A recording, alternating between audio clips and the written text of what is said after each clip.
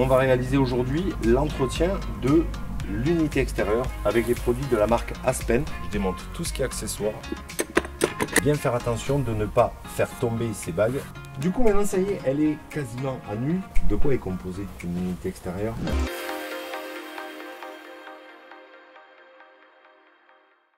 Mes poulets, mes poulettes, bienvenue dans cette nouvelle vidéo. Si tu me découvres et que tu ne me connais pas, qui je suis, Cédric, Bricot, sur les réseaux, un bricoleur passionné. Mais aujourd'hui, petite vidéo un peu spéciale parce que là, pour le coup, ça vient sur mon métier de formation, mon métier de base. À la base, je suis technicien frigoriste, donc j'ai posé des clims, j'ai fait de l'entretien de climatisation et je travaille depuis des années, depuis à peu près 20 ans, avec les produits de la marque Aspen. Alors pour cette vidéo, c'est un partenariat, ces produits m'ont été fournis par Aspen. C'est des produits que j'utilise depuis très longtemps, comme je te disais. Et on va réaliser aujourd'hui l'entretien de l'unité extérieure. Alors moi, c'est une vieille unité extérieure. Et comme ça, tu pourras voir l'efficacité des différents produits. Pour l'unité extérieure, ce produit-ci, l'EasyClean, je ne m'en servirai pas. Juste un léger voile à la fin, parce que c'est juste pour désinfecter. Mais par contre, je vais pouvoir me servir de l'EasyFoam, qui est un produit de nettoyage relativement acide, ainsi que l'EasyFinish pour tout ce qui est plastique. Avant toute chose, bien penser à couper l'électricité. Tu vas dans ton tableau général, tu coupes le disjoncteur attitré à la climatisation. Idéalement, tu viens sur le bornier réaliser ce qu'on appelle un VAT, une vérification d'absence de tension avec un multimètre ou idéalement un VAT. Et comme ça, tu es certain de pouvoir travailler hors tension et d'éviter tout risque d'électrocution.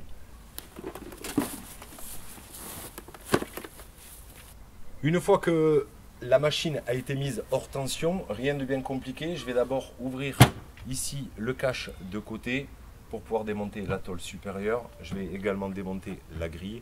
Je démonte tout ce qui est accessoire. T'embête pas, je te laisse faire. Tu as l'habitude, un petit time-lapse. Je démonte tout ça et comme ça, tu peux regarder ça tranquillement.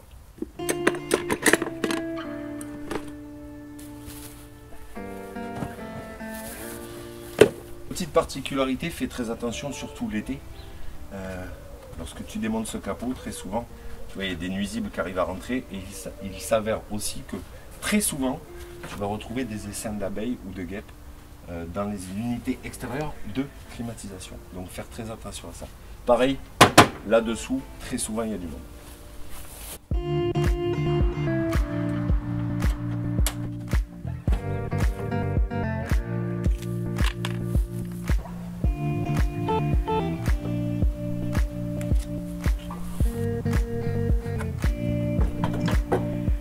Petite chose à faire très attention lorsque tu démontes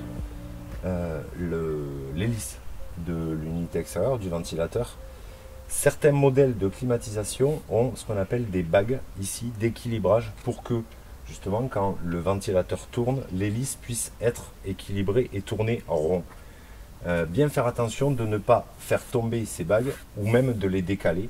Là, ce modèle-là, comme tu peux le voir, il n'y en a pas, donc tout va bien. Pourquoi je l'ai démonté? Tout simplement pour pouvoir accéder à ce qu'on appelle le condenseur, c'est-à-dire le radiateur qu'il y a derrière. Mais ça, je te l'explique tout à l'heure. Je finis de tout démonter et je t'explique grosso modo à peu près les 3-4 choses qu'il faut savoir sur une unité extérieure de climatisation. Petite astuce, je t'explique. Lorsque tu es sur un écrou, un boulon écrou comme le mien et que tu n'arrives pas à le desserrer, moi ce que je fais, c'est que j'utilise le produit le GT7 de chez Tech7. C'est un produit multifonction qui te permet de pouvoir dégripper, qui également permet de chasser la rouille.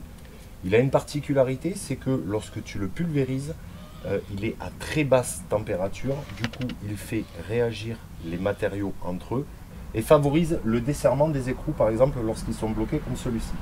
Autre particularité de ce produit, lorsque tu le poses sur de la rouille, si tu regardes bien, petit à petit, il va venir naturellement chasser la rouille et remonter par capillarité pour aller chercher les endroits les plus difficiles à atteindre. Donc pas besoin d'en utiliser énormément, juste un tout petit peu, ça suffit largement. On remet la protection, on le remet dans un petit sac véto qui va bien. Et comme ça, on laisse agir, on continue à faire le reste.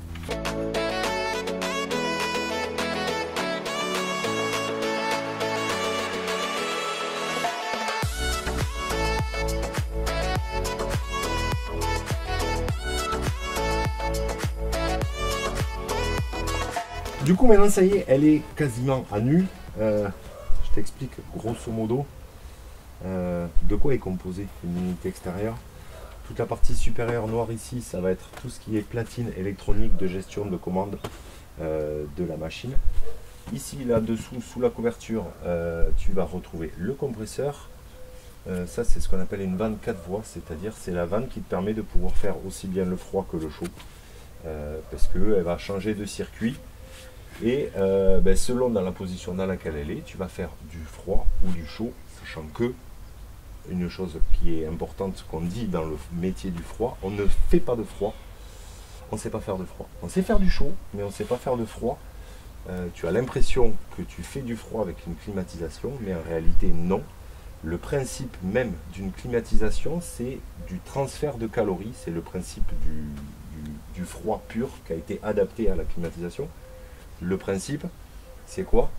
Dans ton unité intérieure, ce qu'on appelle un spit, enfin dans le boîtier que tu as dedans, dans ta maison, tu vas absorber les calories qui sont dans ta pièce au travers du fluide frigorigène. Tu vas le ramener ici et le condenseur, donc cette partie-ci, sert à rejeter les calories que tu auras absorbées dedans. Et l'inverse, l'hiver, quand tu vas chauffer ta maison, tu vas absorber les calories par le condenseur, l'unité extérieure, et via le fluide frigorigène, tu vas rejeter les calories dans ta maison, comme ça tu chaufferas. Mais on ne fait jamais de froid. On retire de la chaleur, ce qui donne une sensation de froid. Pourquoi faire un entretien d'un condenseur notamment, et c'est la chose la plus importante à faire, pour qu'il puisse rejeter ou absorber les calories, il faut que l'air puisse circuler facilement. Plus il va y avoir de toiles d'araignée, des bourres de pollen. Moi j'ai des peupliers qui sont juste derrière. Donc à la saison des bourres de peupliers, du coup il est totalement bouché. Je le nettoie rapidement avec tu peux faire avec une petite balayette pour enlever le plus gros, mais au moins une fois par an, il faut pouvoir nettoyer en profondeur tout ton condenseur, pardon, pour avoir un meilleur fonctionnement et de meilleures performances. Autre chose importante à nettoyer, ça va être le bac qui va recevoir les condensats.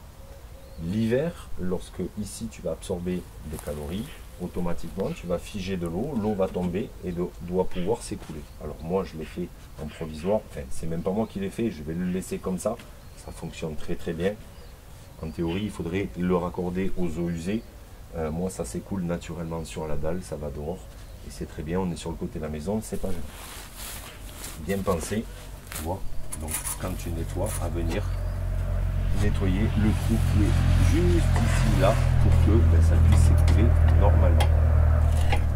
Dernière chose à faire, très attention, les ailettes sont des ailettes en aluminium et là pour le coup si je m'amusais à faire ça à main nue, je me taillerais. Les ailettes sont relativement fines, il faut faire attention de ne pas se tailler, même les phalanges lorsque tu vas venir frotter tu peux te faire mal, mais surtout de ne pas les plier. Parce que sinon l'air ne pourra pas circuler normalement à travers les ailettes. Maintenant que j'ai tout ouvert, je vais pouvoir pulvériser de produits. Donc je vais me servir de l'EasyFoam, comme je te disais, qui est un nettoyant acide spécialement pour les condenseurs. Alors, dans la gamme de chez Aspen, il y a plusieurs types de produits. Moi j'utilise des aérosols parce que c'est plus simple et plus pratique. Dans la même gamme d'aérosols de chez Aspen, tu peux retrouver également le EasyClean. Le EasyClean est un produit polyvalent qui peut faire aussi bien les unités intérieures que extérieures. Mais le gros avantage de l'EasyClean, c'est que pour des condenseurs qui sont traités spécial bord de mer, tu verras, ils ont une couleur un peu bizarre, ils sont un peu marron. Tu peux nettoyer ton condenseur sans être trop agressif. Parce que l'EasyFoam est un produit acide et honnêtement, il faut faire attention parce que tu peux arriver à te brûler. Comme tu peux le voir au dos de l'aérosol, toujours travailler hors tension, et comme toute phase de nettoyage, c'est logique, mais je préfère le rappeler, toujours on démarre du bas, on passe entre chaque serpentin, on remonte jusqu'en haut, on laisse agir et après on rince abondamment. Je te rappelle que c'est un produit acide. Une chose à faire attention, le ventilateur, lui, il n'aime pas l'eau, donc on va éviter d'y mettre du produit. Et les platines électroniques, pareil.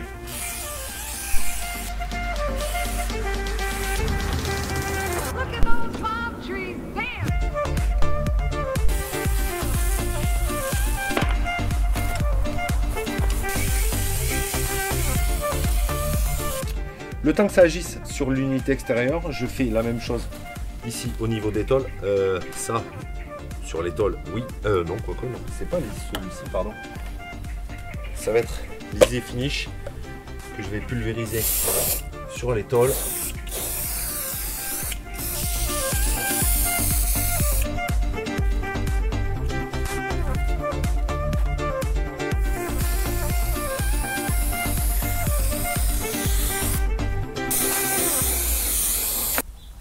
Petite précision, comme tu l'as vu en début de vidéo, oui j'ai mis du produit. Le produit, c'est pas lui qui a fait arracher la plaque signalétique, elle y était déjà plus.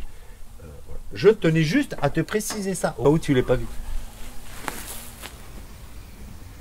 Ok, maintenant que j'ai passé les produits, j'ai laissé agir. Une petite pause café. Du coup, on passe à la phase de rinçage. Je vais d'abord rincer le condenseur et après toutes les pièces. Qui finissent, tu vois, le produit finit d'agir sur les pièces. Rien de bien compliqué, toujours pareil, quand tu rinces du haut vers le bas, et comme je te disais tout à l'heure, faire attention avec la pression du jet à ne pas tordre les ailettes. Autre chose, attention aux platines, aux cartes électroniques et aux ventilateurs. Je vais te montrer un petit truc. Petit truc très bête et très simple, tout le monde a ça chez soi, un sachet de congélation. Tu prends ton sachet. En fait, tu t'embêtes pas, tu mets ta main dedans, tu attrapes ton ventilateur,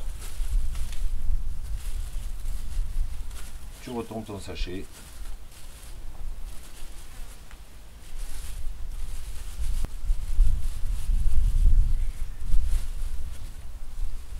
Hop, un petit lien qui va bien.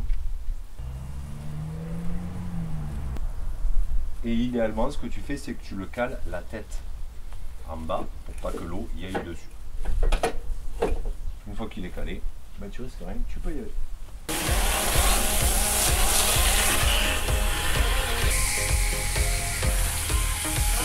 Alors pareil, petite technique, c'est pour ça que j'ai démonté toute la face avant. Habituellement, l'air vient de derrière, passe au travers du ventilateur. Ben là, ce que je fais, c'est que je nettoie à contresens de l'air, c'est-à-dire que je passe de l'intérieur vers l'extérieur.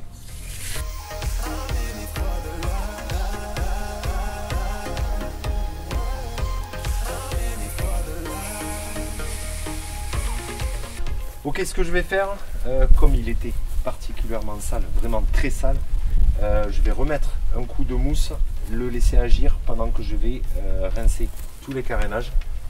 Et comme ça, on sera nickel.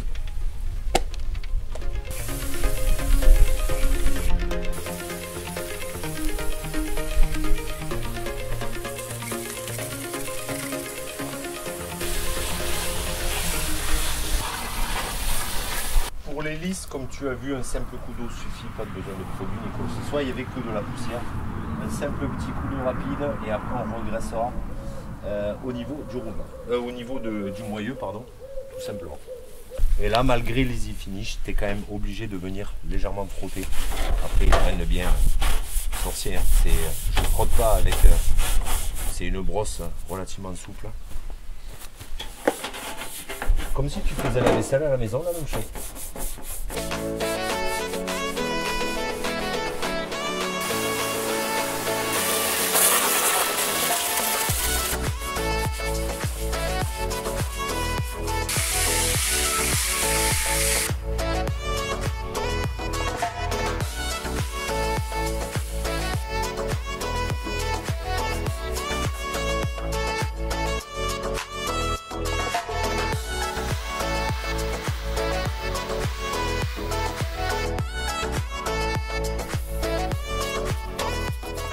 Comme tu peux le voir sur les matières plastiques, malgré le fait que j'utilise de très bons produits de chez Aspen, malheureusement ça ne fonctionne pas pour la simple et bonne raison, c'est que ce plastique là, à mon avis, alors il n'y a plus la partie de la plaque signalétique, mais je dirais que cette machine doit avoir à peu près dans les 7-8 ans, Et je pense que je suis la première personne à lui donner un coup de produit, un coup de jet d'eau, un démontage ou un entretien.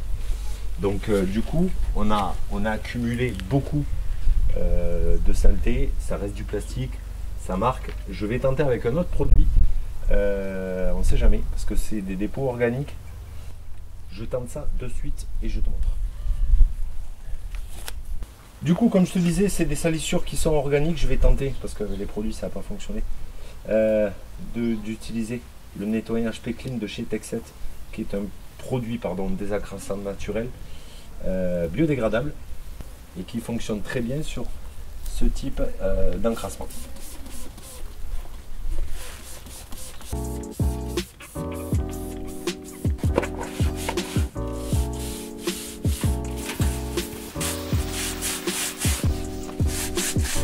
Du coup, comme je suis quelqu'un de très intelligent, très organisé, j'ai nettoyé partout, j'ai de l'eau partout. Maintenant, je vais enlever les supports parce que comme tu l'as vu, j'ai pas mal galéré.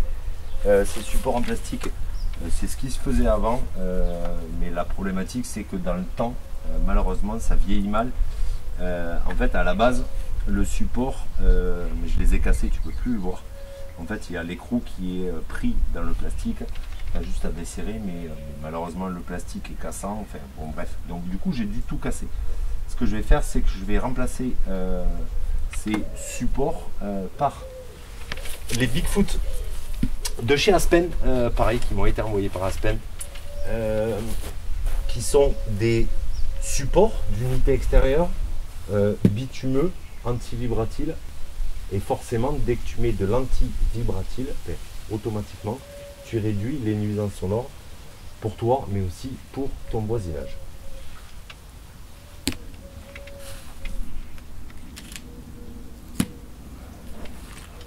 Le kit Bigfoot est livré automatiquement avec ces fixations.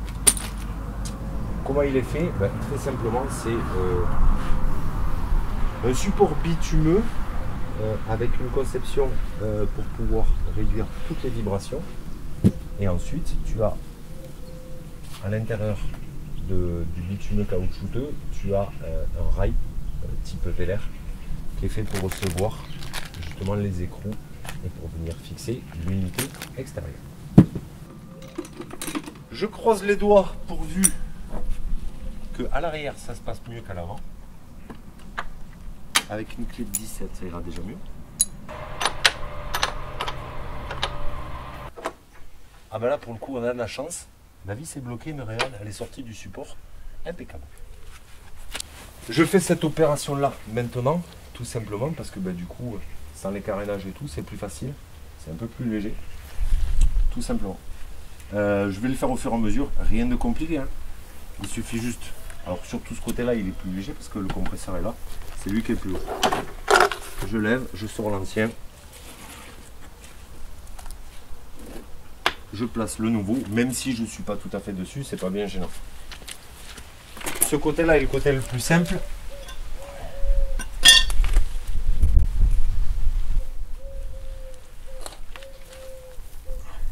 Comme tu l'as peut-être vu, j'ai fait une petite bêtise. J'ai fait ce qu'il ne fallait pas faire, c'est-à-dire que je me suis servi du condenseur ici, je l'ai pincé pour le lever. Et je vais te montrer. Tu prends juste une lame de cutter et tu viens redresser tranquillement tes ailettes.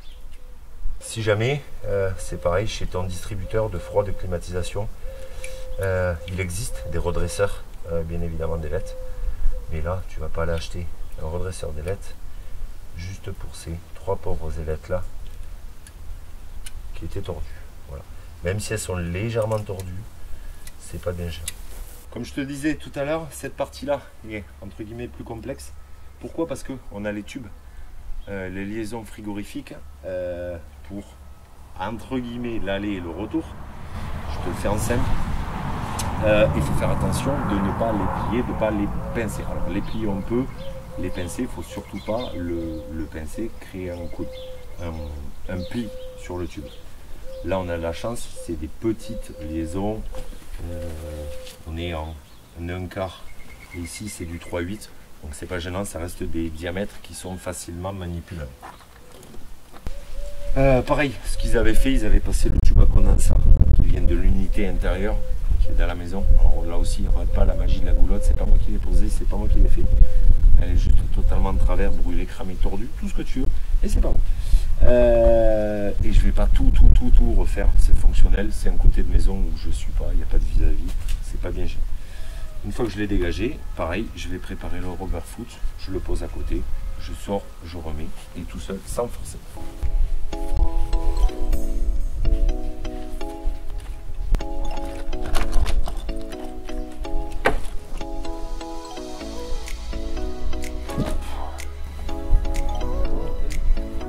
C'est bon, j'ai sorti l'ancien, j'ai repositionné, regarde, le nouveau, et maintenant je vais pouvoir le fixer.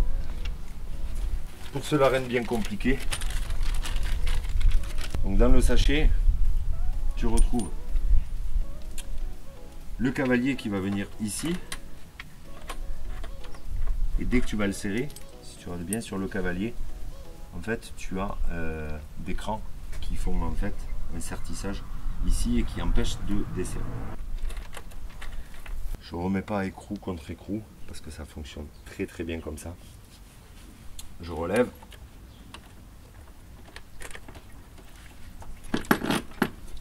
Et là, le gros avantage, c'est que sur le dessus, tout seul dessous, il va se caler. Et sur le dessus ici, tu as une petite empreinte. Comme ça, tu peux mettre un tournevis plat pour pouvoir le brider le temps que tu viennes serrer ici l'écrou de 17. Tu peux le bloquer, comme je te disais, tu prends ton écrou 17 jusqu'à arriver au serrage.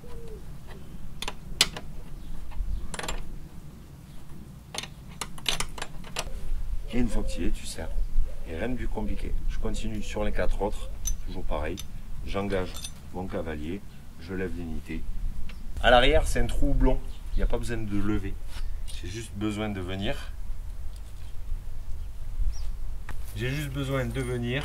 D'engager mon petit quart de tour. Je lève légèrement. Et puis voilà, c'est tout. Je fais la même de l'autre côté, rien de compliqué, j'ai pas plus d'explications à te donner. Dans la foulée, tu verras en time-lapse, je remonte toute la clim, toutes les tôles, pardon, de la clim jusque là. Rien de bien sorcier. Je te laisse le reste de la vidéo en time-lapse. N'hésite pas, comme d'habitude, à me poser tes questions en commentaire, à me suivre sur Instagram, TikTok ou même Facebook, où je poste plus régulièrement des stories et je peux avoir plus d'interactions. C'est un peu plus simple et plus facile. Voilà. Sur ce, bonne fin de vidéo et puis je te dis à très vite. Allez, la bise.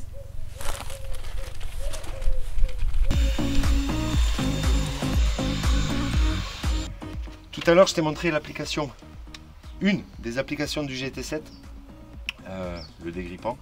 Une autre des applications que j'aime beaucoup, donc un pour sortir la rouille, mais également pour protéger de tout risque électrique. Ce que je fais, c'est que je protège toutes mes machines, comme ceci, une machine qui a pris l'eau ou une machine, tu sais qu'elle peut prendre l'eau. Du coup, j'utilise le GT7 parce qu'il va chasser l'humidité. Tu peux le mettre même sur des platines électroniques, il n'y a aucun problème là-dessus. Voilà. C'est un produit spécialisé qui est fait pour ça. Et lorsque je fais, tu vois, l'entretien comme ça, j'en mets un petit peu au niveau des roulements.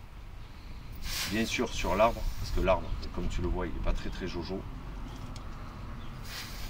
Ça mange pas de pain, un petit peu de produit, et comme ça, ça dure plus longtemps. Et au cas où tu aies mis de l'eau sans faire exprès, par inadvertance dedans, ça va te chasser l'humidité.